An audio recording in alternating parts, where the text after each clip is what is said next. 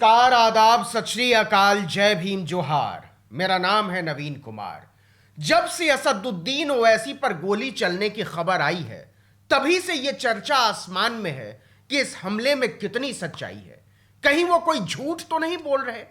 यह सवाल इसलिए उठा कि 2 गोलियां चलाए जाने का दावा किया उन्होंने, और दोनों ही गोलियां कार के दरवाजे पर नीचे की तरफ लगी। अगर कोई उन्हें सचमुच मारना चाहता तो कम से कम शीशे पर तो मारता, दरवाजे पर एकदम नीचे की तरफ गोली क्यों चलाता। दूसरा यह कि खुद ओवैसी ने कहा कि हमलावर बंदूक छोड़कर भाग गए। साधारण सा सवाल यह है कि अगर हमलावर इतने ही शातिर थे तो शेर भर की बंदूक छोड़कर भागे क्यों? क्या इसलिए कि पुलिस इसके जरिए उन तक पहुंच जाए?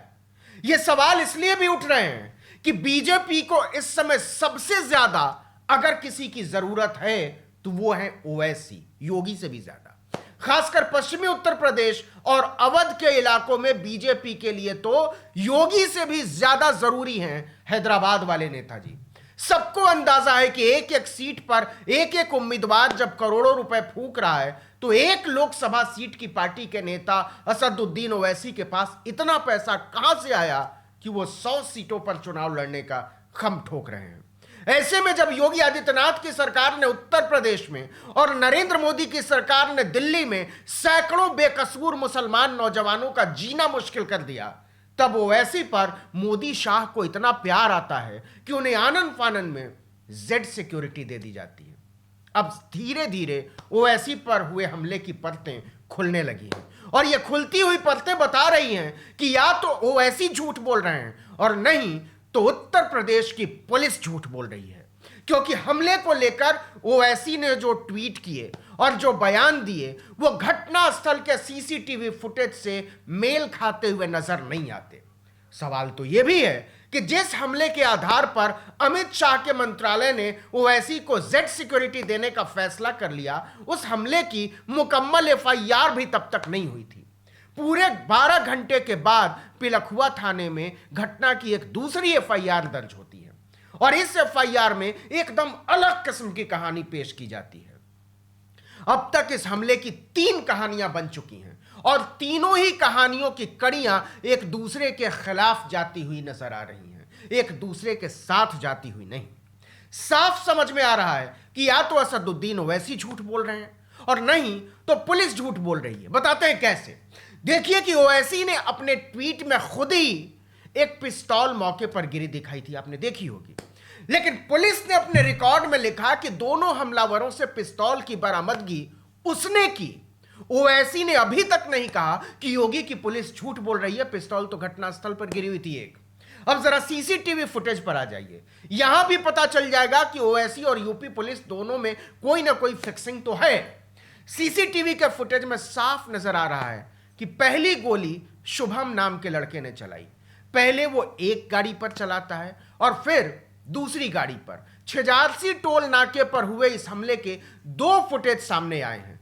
दोनों के मुताबिक हमलावर बूथ के आगे थे और ओवैसी की गाड़ी पीछे। पहले वीडियो में शुभम गोली चलाता नजर आ रहा है, बाद में पीछे से आ रही सफेद रंग की गाड़ी उसे टक्कर मारती हुई दिखती है। यह गाड़ी ओवैसी की नहीं है। इसके बाद सचिन सफेद हुडी में नजर आता है और वह दूसरी गाड़ी पर गोलियां चलाता है। हो सकता है कि यह वाली गाड़ी ओवैसी की गाड़ी हो। इसके बाद दोनों भाग जाते हैं। यह कहानी सामने आती है पुलिस के थ्योरी में। अब ओवैसी के बयान पर आते हैं। उन्होंने कहा बैरियर से पहले गोलियां चली, धमाके हुए तो हमने पूछा कि क्या हुआ। गाड़ी चला रहे यामीन ने कहा भाई हमला हुआ है, मैंने देखा रेड हुडी वाला लड़का गोली चला रहा था। यामीन ने आगे की गाड़ी को टक्कर मारी और हमारी गाड़ी आगे भगा दी। सफेद हुडी वाले ने हमारे पीछे आ रही फॉर्च्यूनर पर गोलियां चलाई। ओवैसी ने 9 बजे हमले के बारे में पहला ट्वीट किया। 9:49 पर दूसरे ट्वीट में उन्होंने मौके पर गिरी हुई पिस्तौल बताई जिस पर कलावा नहीं था। गौर कीजिए, कलावा नहीं था। यामीन ने 3 फरवरी की रात 9:35 पर हमले की एफआईआर संख्या 45 दर्ज कराई। जांच करने वाले अफसर अभिनंदन पुंडीर ने पूरे 12 घंटे बाद सुबह 9:32 पर अपनी ओर से एक दूसरी एफआईआर दर्ज कराई जिसका नंबर है 46। यह दूसरी एफआईआर कहती है कि पुलिस ने रात 11 बजे सचिन को पकड़ा और उसके कब्जे से कलावा बंधी हुई पिस्तौल बरामद की। कलावा। जबकि शुभम सुबह 4 बजे पकड़ा गया। इसके बाद उसने गन्ने के खेत में छुपा कर रखी हुई अपनी पिस्तौल बरामद करवाई। पुलिस कहती है कि दोनों ने 7 गोलियां चलाई। 7। सचिन को गोली चलाते हुए ओवैसी ने देख लिया था, इसलिए वो नीचे झुक गए। तब सचिन ने नीचे फायर किया। इस कहानी में 6 झूठ तो भाई साहब साफ साफ नजर आ रहे हैं। वो झूठ या तो ओवैसी के हो सकते हैं और नहीं तो पुलिस के। झूठ नंबर 1, ओवैसी कहते हैं कि हमले की जानकारी उन्हें धमाके सुनने और यामीन के बताने से हुई, यानी उन्होंने सचिन को गोली चलाते हुए नहीं देखा था और ना ही वो नीचे झुके क्योंकि उनको पता ही नहीं था। लेकिन पुलिस की कहानी कहती है कि सचिन को गोली चलाते हुए देख लिया था उन्होंने, इसलिए झुके। झूठ नंबर 2, ओवैसी ने रात 9:49 पर ही ट्वीट में दिखा दिया था कि घटनास्थल पर पिस्तौल पड़ी हुई है, लेकिन पुलिस ने सचिन के पास से पिस्तौल की बरामदगी रात 11 बजे और शुभम के पास से पिस्तौल की बरामदगी सुबह 4 बजे दिखाई। तो सवाल है कि 6 घंटे में ओवैसी के ट्वीट के मुताबिक मौके पर साफ नजर आने वाली पिस्तौल पुलिस के रिकॉर्ड से गायब कैसे हो गई। झूठ नंबर 3, पुलिस की एफआईआर कहती है कि सचिन का फेसबुक पेज देशभक्त सचिन हिंदू के नाम से है और वह उत्तेजक भाषणों की वजह से ओवैसी को मारना चाहता था, उनकी जान लेना चाहता था। इसलिए सचिन ओवैसी की पार्टी से धौलाना में चुनाव लड़ने वाले आरिफ से लगातार संपर्क में रहता था।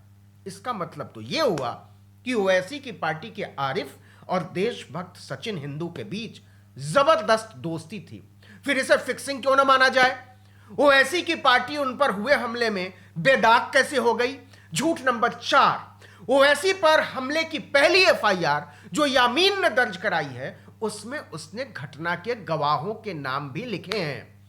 लेकिन पुलिस की दूसरी एफआईआर जिसमें सचिन और शुभम की गिरफ्तारी की कहानी और हथियारों की बरामदगी की कहानी दर्ज है, उसमें कोई गवाह नहीं है। पुलिस ने एक के पीछे लिखा कि रात हो गई थी, मजबूरी थी, और दूसरी के पीछे लिखा कि सुबह थी, बहुत ज्यादा मजबूरी थी। कमाल है।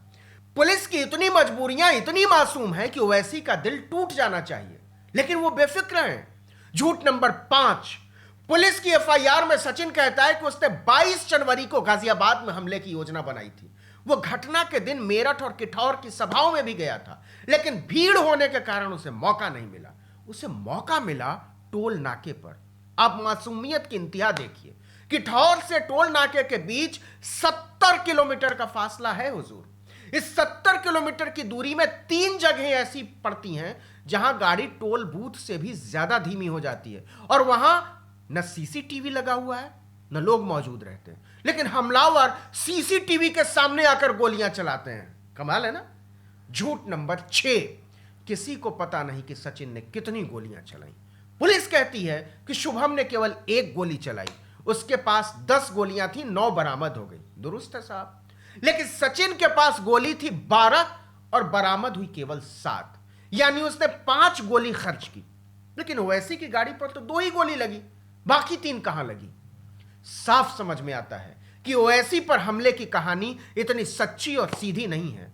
इसमें सच से ज्यादा झूठ है।